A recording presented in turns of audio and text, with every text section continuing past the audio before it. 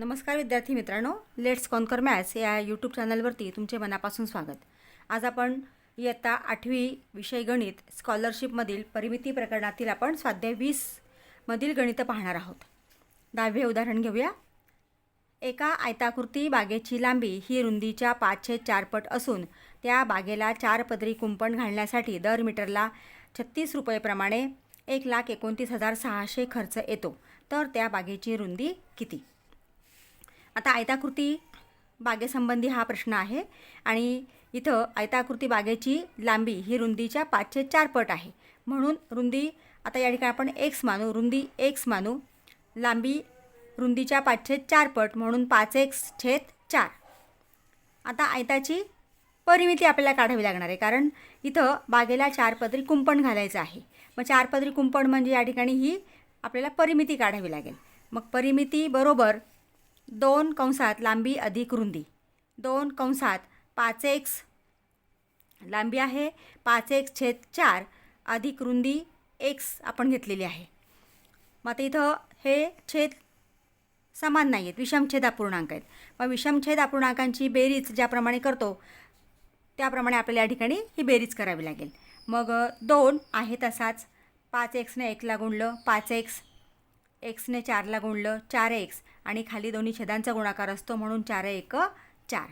मग 2 आहे तसाच 5x अधिक 4x 9x झाले म्हणजे 9x/4. इथं आपण 2ने भाग दिला, 2×1=2, 2×2=4 म्हणजे 9x/2. त्या बागेची परिमिती आलेली आहे 9x/2. आता 4 पदरी कुंपण घालायचं आहे. मग 4 पदरी कुंपणासाठी लागणारी जी तार आहे तर 4 गुणिले हे 1 पदरी कुंपणासाठी लागणारी तार झाली 9x/2 आणि 4 पदरी घालायचं आहे म्हणून आपण गुणिले 4 करायचं आहे. तर 4 गुणिले 9x/2. इथं 2ने आपण भाग देऊया, 2×1=2, 2×2=4 आणि 9×2=18x म्हणजे 18x ही 4 पदरी कुंपणाची तार आहे. आता दर आपल्याला दिलेला आहे दर मीटरला 36 रुपये प्रमाणे 1,29,600 रुपये खर्च येतो. म्हणजे या ठिकाणी ही 4 पदरीची लागणारी एकूण तार 18x आहे म्हणून 36 गुणिले 18x बरोबर 1,29,600. आता आपल्याला xची किंमत काढायची आहे म्हणून x बरोबर आता 36 आणि 18 हे xला गुणिले आहेत म्हणून बरोबर चिन्हाच्या पलीकडे जाताना ते भागिले होणार आहेत. मग इथं आपण भागिले 36 गुणिले 18 मग 6ने भाग दिला, 6×6 = 36, 36ला भाग दिला आहे आपण 6×6 = 36, 6×2=12, 9ला भाग दिला 6×1=6, 9मधनं 6 गेले 3 उरले, त्याच्यावरती 6 घेतले 36 होतात, 6×6 = 36 आणि हे 2 शून्य आहे तसेच. 21,600 ही संख्या आपण पुन्हा लिहून घेतली भागिले 6 गुणिले 18. इथं पुन्हा आपण 6ने भाग दिला, 6×1=6, 6×3=18, 21मधनं 18 गेले 3 उरले, 6 घेतले 36 झाले, 6×6 = 36 आणि हे 2 शून्य आहे तसेच. म्हणजे 3600 भागिले 18 आता राहिलेलं आहे, 18×1=18, 18×2=36 म्हणजे 200. तर x आपण काय मानलं होतं, x आपण मानलेलं आहे रुंदी. म्हणजे त्या बागेची आयताकृती बागेची रुंदी आहे 200 मीटर. मग पर्याय शोधूया आपण. पर्याय क्रमांक 2 आहे. पुढचे उदाहरण घेऊया.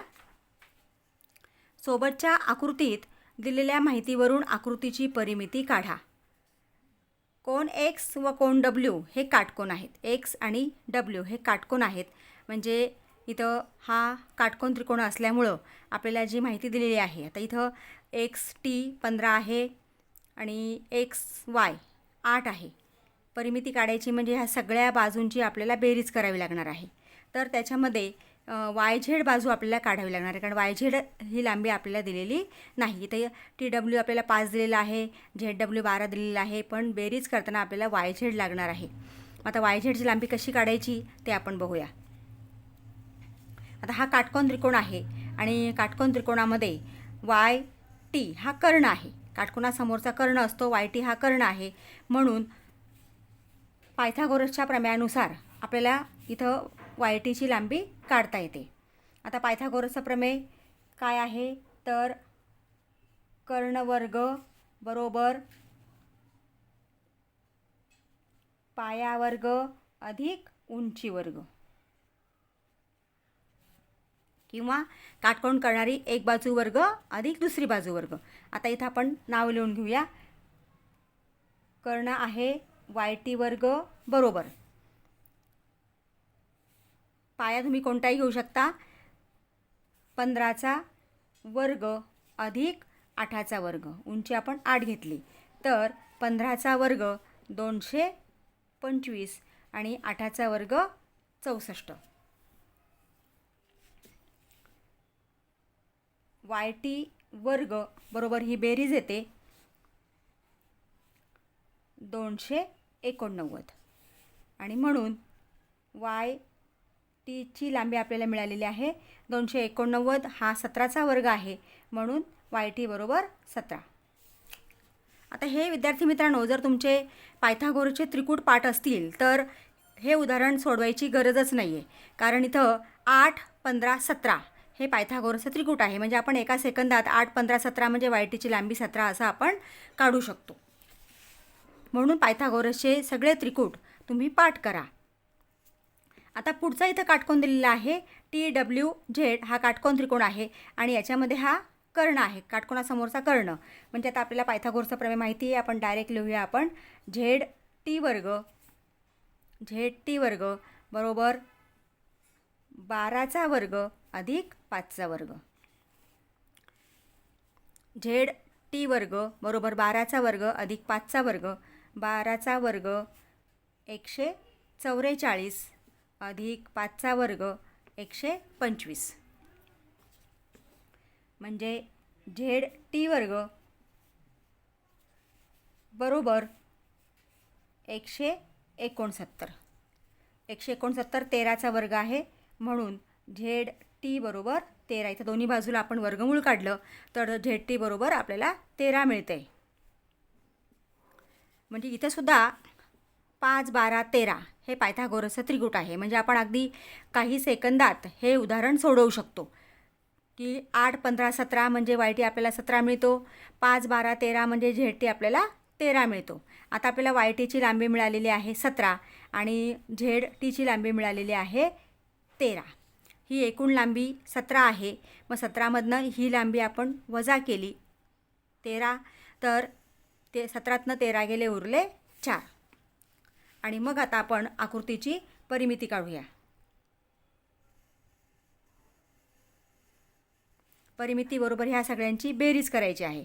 8 अधिक 15 अधिक 5 अधिक 12 अधिक 4.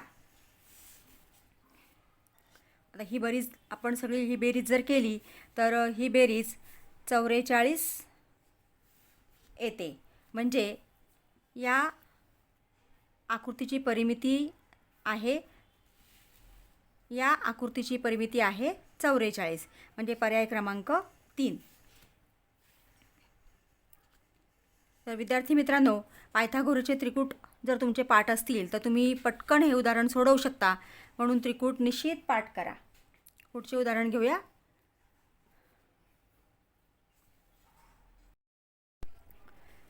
बारावे उदाहरण घेऊया. एका अर्धवर्तुळाची परिमिती 108 सेमी आहे, तर अर्धवर्तुळाच्या व्यासावर काढलेल्या चौरसाची परिमिती किती? आता इथं अर्धवर्तुळाची परिमिती आपल्याला दिलेली आहे.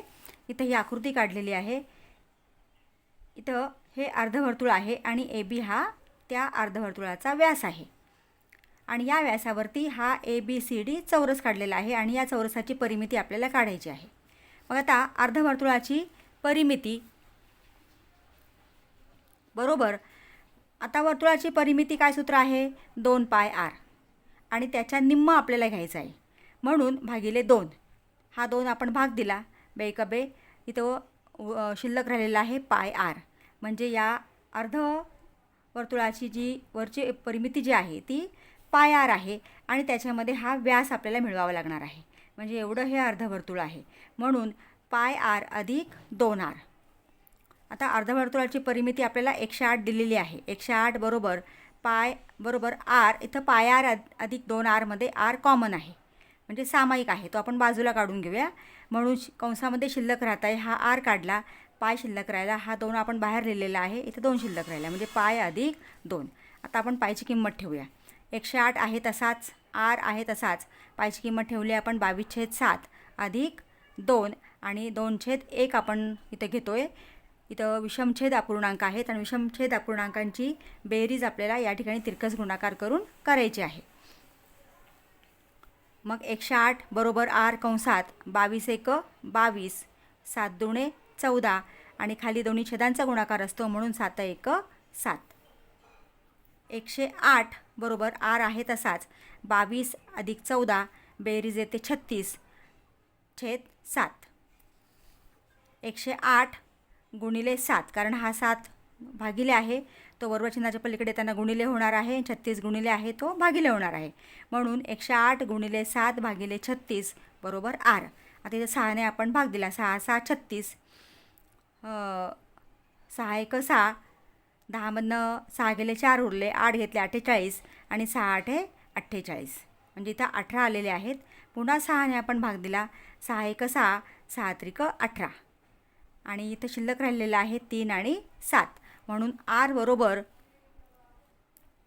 3 गुणिले 7, 7 × 3 = 21. आता ही वर्तुळाची अर्धवर्तुळाची त्रिज्या आपल्याला मिळालेली आहे 21. आणि मग व्यास आपण या ठिकाणी व्यास हा त्रिज्येच्या दुप्पट असतो म्हणून ए बी हा व्यास आहे. तर 2 गुणिले 21 बरोबर 42. 21 दुणे 42. मग चौरसाची परिमिती. आता इथं ही या चौरसाची 42 सेमी. आपल्या इथं ही 21 सेमी मिळालेलं आहे आणि हे 21 म्हणजे 21 आणि 21 झाले 42 आणि चौरसाची बाजू इथं आहे 42 सेमी. म्हणून चौरसाची परिमिती बरोबर 4 गुणिले बाजू बरोबर 4 गुणिले 42 168 सेमी. म्हणजे चौरसाची परिमिती आलेली आहे 168 सेमी. पर्याय क्रमांक 1. पुढचे गणित घेऊया. प्रत्येकी 4 सेमी बाजू असलेले 4 चौरस एकमेकांना जोडून मोठा एकच चौरस तयार केला तर त्या नवीन चौरसाची परिमिती किती? आता इथं हा प्रत्येक चौरसाची बाजू 4 सेमी आहे. म्हणजे ही मधली बाजूसुद्धा 4-4 सेमी आहे आणि हे 4 चौरस 1 2 3 4 हे 4 चौरस एकमेकांना जोडून हा मोठा चौरस या ठिकाणी तयार केलेला आहे. तर नवीन चौरसाची जी बाजू आहे ती किती येणार आहे बघा. आता 4 अधिक 4, 4 आणि 4 8. नवीन चौरसाची बाजू 8 सेमी आणि चौरसाची परिमिती आपल्याला विचारलेली आहे. म्हणून परिमिती बरोबर 4 गुणिले बाजू आपल्याला सूत्र माहिती आहे म्हणून 4 गुणिले 8, 4 × 8 = 32 सेमी. पर्याय क्रमांक 3.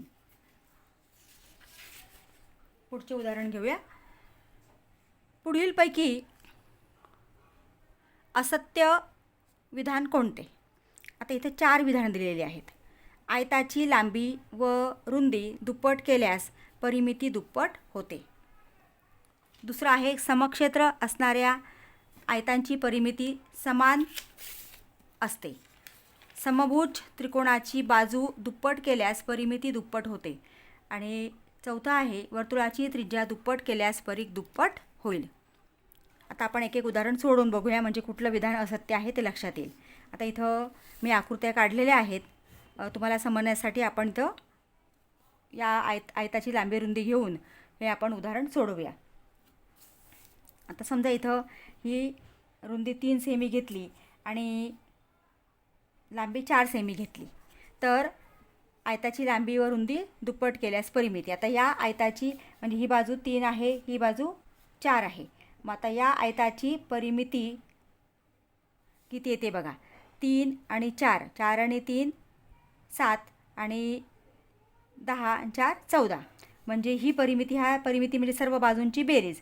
ही बेरीज येते 14.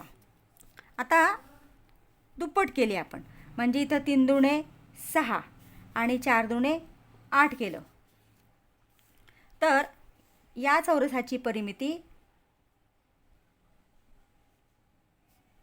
बरोबर 8 आणि 6 14 आणि 14 दुणे 28. कारण याचं सूत्र आपल्याला माहिती आहे, 2 कंसात लांबी अधिक रुंदी, म्हणून मी लांबी आणि रुंदीची बेरीज केली. 8 आणि 6 14 गुणिले 2 म्हणजे ही जी परिमिती आलेली आहे 28. म्हणजे इथं आयताची लांबी रुंदी दुप्पट केल्यास परिमिती दुप्पट होते. म्हणजे इथं पहिल्या आयताची लांबी 14 आहे, दुसऱ्या आयताची जी परिमिती 14 आहे, दुसऱ्या आयताची परिमिती 28 झालेली आहे. म्हणजे ही बरोबर दुप्पट झालेलं आहे. तर हे विधान बरोबर आहे. आता दुसरं शोधूया आपण, बरोबर आहे की चूक आहे. समक्षेत्र असणाऱ्या आयतांची परिमिती समान असते. समक्षेत्र म्हणजे काय, की ज्या आकृत्यांचं क्षेत्रफळ समान आहे. आता इथं मी 2 आयत काढलेले आहेत. या दोन्ही आयतांचं क्षेत्रफळ समान आहे. म्हणजे हे 36 आहे, हे पण 36 आहे, पण त्यांची लांबी रुंदी मात्र वेगवेगळी आहे. आता इथं आपण ही बाजू 4 घेतली आणि रुंदी 4 घेतली, लांबी आपण 9 घेतली, म्हणून याचं क्षेत्रफळ आलं. क्षेत्रफळ तुम्हाला माहिती आहे की लांबी गुणिले रुंदी, म्हणून 9 गुणिले 4 बरोबर 36. आणि इथं ही बाजू 3 घेतली आणि ही बाजू 12 घेतली, कारण लांबी गुणिले रुंदी 12 36. आता पुढं आपल्याला काय विचारलेलं आहे की त्यांची परिमिती समान असते. आता ह्याची परिमिती बरोबर 9 आणि 4 13 आणि 13 दुणे 26, म्हणजे ही परिमिती येणार आहे 26. आणि आता ह्या आयताची परिमिती आपण काढूया.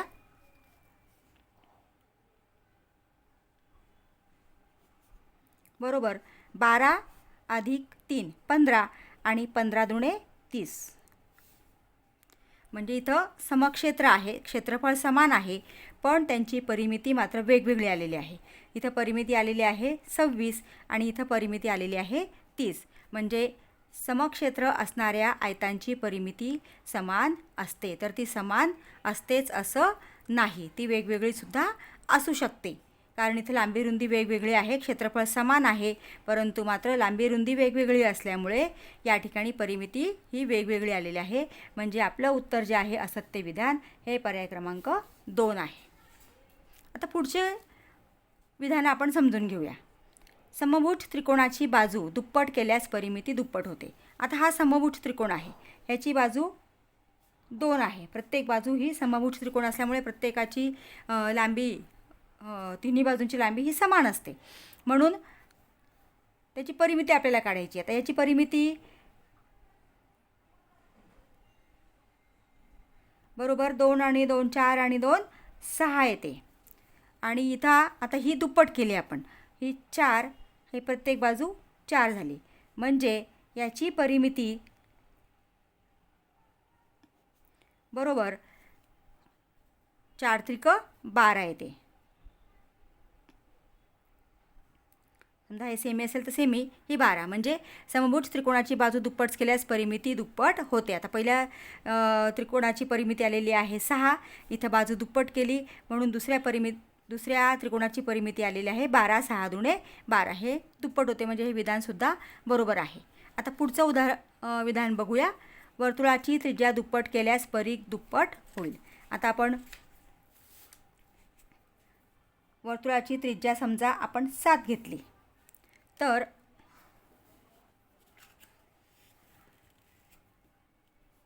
वर्तुळाचा परिघ सूत्र आपल्याला माहिती आहे 2πr बरोबर 2 गुणिले 22/7 गुणिले 7, म्हणजे हा परिघ आलेला आहे 44. आता त्रिज्या दुप्पट केली तर परिघ दुप्पट होतो. म्हणजे इथं आपण वर्तुळाची त्रिज्या पहिल्यांदा घेतलेली आहे 7, म्हणून त्याचा परिघ आलेला आहे 44. आता त्रिज्या दुप्पट केली आपण, r बरोबर 14 घेतली, 7 दुणे 14, म्हणून परिघ बरोबर 2πr सूत्र आहे 2 गुणिले 22/7 गुणिले 14 7 1 7 7 2 14. म्हणजे या ठिकाणी 2 गुणिले 22 गुणिले 2 22 दुणे 44 44 दुणे 88. म्हणजे इथं हे 88 आलेलं आहे. इथं 7 त्रिज्या असताना परीघ आलेला आहे 44. त्रिज्या आपण दुप्पट केली, 14 घेतली, परीघ आलेला आहे 88. म्हणजे परीघसुद्धा काय झालेलं आहे इथं दुप्पट झालेलं आहे. म्हणजे इथं चौथं जे विधान आपल्याला दिलेलं आहे, वर्तुळाची त्रिज्या दुप्पट केल्यास परीघ दुप्पट होईल. म्हणजे इथं हे विधान क्रमांक 1, 3 आणि 4 तिन्ही विधानं सत्य आहेत, परंतु विधान क्रमांक 2 हे असत्य आहे. पुढचं उदाहरण घेऊया. सोबतच्या आकृतीत आयत ABCD दिला आहे. हा ABCD आयत दिलेला आहे. त्याची लांबी 12 सेमी, म्हणजे ही लांबी 12 सेमी आहे व रुंदी 5 सेमी आहे. ही रुंदी 5 सेमी दिलेली आहे. तो कर्णाच्या बाजूवर कापल्यावर, म्हणजे या ठिकाणी AC हा कर्ण आहे आणि ह्या बाजूवरती कर्णाच्या बाजूवरती तो आयत कापला तर ह्याचे 2 त्रिकोण होणार आहेत. तर होणाऱ्या 2 त्रिकोणांची एकूण परिमिती किती? आता या ठिकाणी आपल्याला ही बाजू माहिती नाही आहे, AC बाजू. आता ही AC बाजू आपल्याला काढावं लागणार आहे आणि आयताचा प्रत्येक कोण काटकोन असतो हे तुम्हाला माहिती आहे, म्हणून ABC हा काटकोन त्रिकोण तयार झालेला आहे. मग पायथागोरसच्या प्रमेयानुसार कर्णवर्ग बरोबर पायावर्ग अधिक उंची वर्ग. कर्ण आहे AC वर्ग बरोबर 12चा वर्ग अधिक 5चा वर्ग. 12चा वर्ग 144, 5चा वर्ग 25. दोघांची आपण बेरीज केली, बेरीज येते 169. म्हणजे AC वर्ग 169 आलेला आहे. दोन्ही बाजूला आपण वर्गमूळ काढलं तर 169चं वर्गमूळ येतं 13. म्हणजे ही बाजू 13 सेमी आलेली आहे. पायथागोरसचा त्रिकूट पाठ असेल तर आपण 5 12 13 पटकन लगेच लक्षात येऊ शकतंय. आता इथं हा एका त्रिकोणाची परिमिती आपल्याला काढायची आहे. एका त्रिकोणाची परिमिती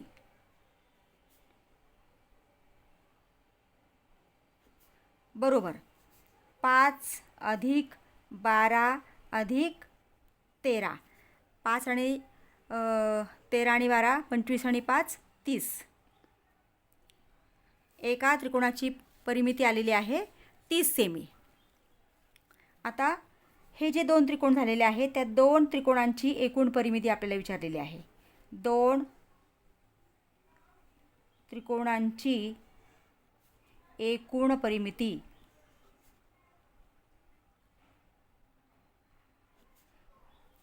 एका त्रिकोणाची आहे 30. 2 त्रिकोणांची म्हणजे 2 गुणिले 30 बरोबर 30 दुणे 60 सेमी. याचा पर्याय क्रमांक आहे, पर्याय क्रमांक 3 येतो याचा. ते लिहायचं राहिलं आहे माझ्याकडनं. पर्याय क्रमांक 3 आहे याचं उत्तर. पर्याय क्रमांक 3 म्हणजे 60 एकूण दोन्ही त्रिकोणांची परिमिती येते 60 सेमी. विद्यार्थी मित्रांनो, अजूनही चॅनलला सबस्क्राईब केलं नसेल तर प्लीज चॅनलला सबस्क्राईब करा, बेल आयकॉन प्रेस करा, म्हणजे पुढच्या व्हिडिओचे नोटिफिकेशन तुम्हाला मिळतील. आणि व्हिडिओ आवडला असेल तर लाईक करा आणि आपल्या मित्रांना जरूर शेअर करा. थँक्यू.